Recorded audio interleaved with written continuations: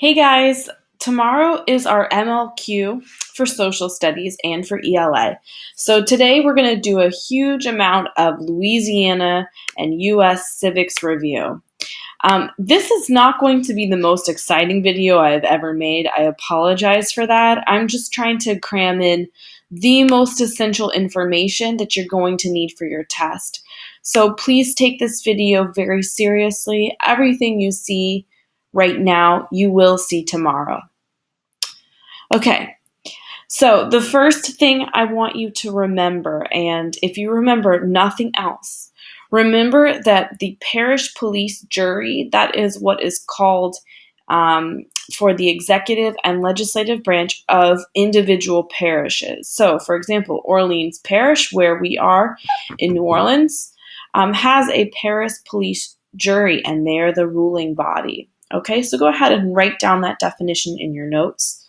You will need to remember the PPJ, Parish Police Jury. Okay. The next thing I wanted us to look at was the comparison of the U.S. Constitution preamble and the Louisiana state preamble. Okay, a preamble to a constitution, that's the same thing as an introduction.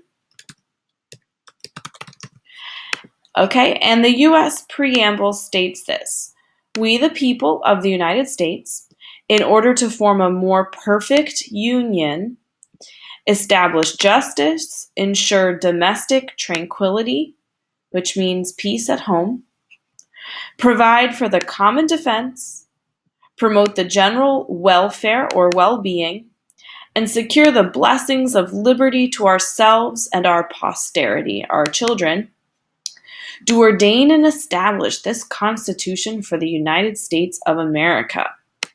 Okay, so these are the different things that the U.S. Constitution wants to do. And let's compare it now to the Louisiana preamble. Hold off on your notes. I will tell you what to write in one moment. But this is what the Louisiana preamble says: "We, the people of Louisiana, grateful to the Almighty God for the civil, political, economic, and religious liberties we enjoy, and desiring to protect individual rights to life, liberty, and property, afford opportunity for the fullest development of the individual, assure equality of rights, promote the health, safety, education, and welfare of the people, maintain a representative and orderly government." And here is what looks like the U.S. Constitution: "Ensure domestic tranquility, provide for the common defense, secure the blessings of freedom and justice to ourselves and our posterity, do ordain and establish this Constitution." So go ahead and look at your notes now. I want you to write this next to the Louisiana preamble. Different from the U.S. Constitution preamble because it mentions health, safety, and education, and it mentions God and religion.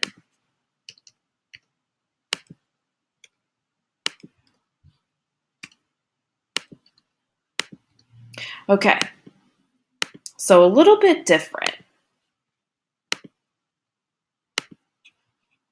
All right, next thing that we've talked a little bit about is this idea of federalism.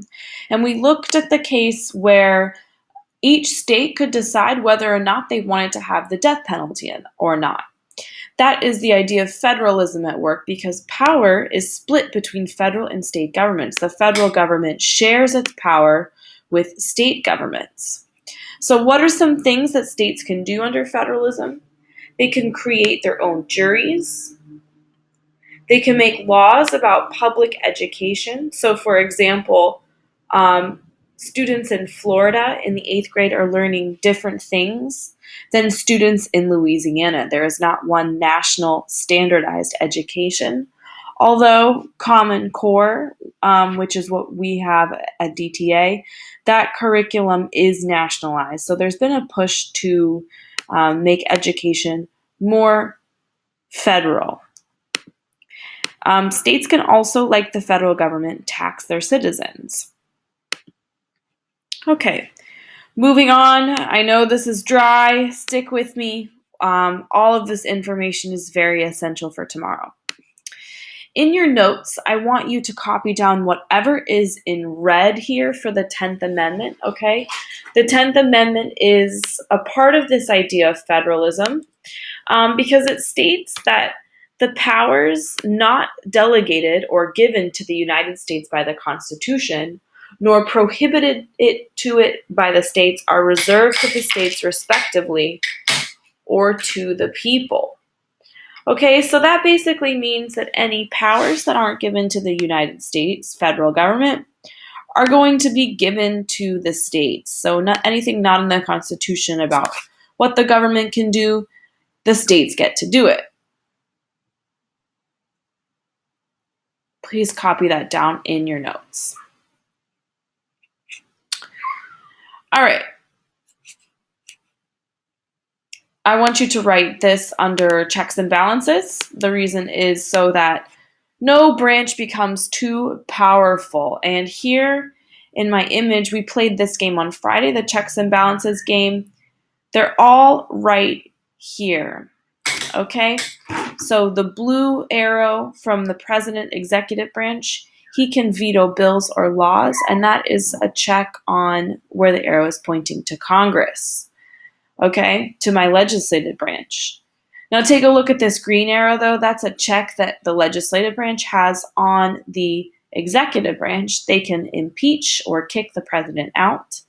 They can also override his vetoes. And just as there are checks and balances between these two branches, there are over here between the judicial branch and the executive, and there are down here between the legislative and judicial branch. Really, judicial branch, the judicial branch can exercise its checks by declaring the presidential acts unconstitutional or laws unconstitutional. Okay? And keep in mind the three branches: the president enforces the laws, Congress makes the laws, and the judicial branch interprets the laws. All right, last slide. This is something that you're going to see. It's Article 1, Section 1 of the Louisiana Constitution. Just want you to be familiar with it so it doesn't look foreign to you tomorrow.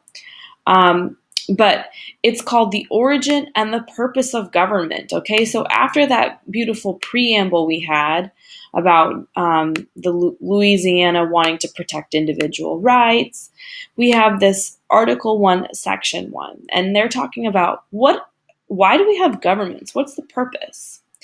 Here it says all government originates with the people and is founded on their will alone. And this is the purpose. It's instituted to protect the rights of the individual and for the good of the whole. All right. So what are the purposes or the legitimate ends? So that's another word for purpose here of the government. Well, it's to secure justice for all, preserve peace, protect rights, promote happiness and general welfare or well-being of the people. These rights are inalienable, so you can't take them away, and shall be preserved inviolate or unable to be violated by the state. Okay, so the state has all of these different rights. All right, I hope that you enjoyed this video. I know this is a lot of information, but hopefully it will help you tomorrow during MLQ. Good luck, and I know we're going to do great.